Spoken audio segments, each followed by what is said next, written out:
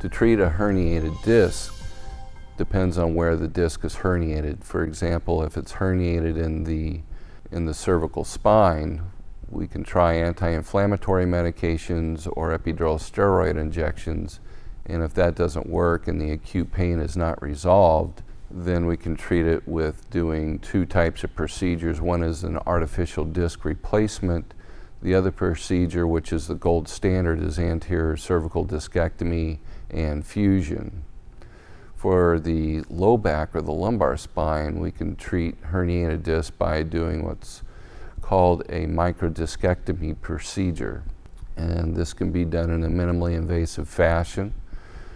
And we do surgery only if physical therapy and injection management has not helped this patient. Surgery is absolutely not necessary in the majority of the patients, but if those patients do fail conservative management, then surgery may be necessary.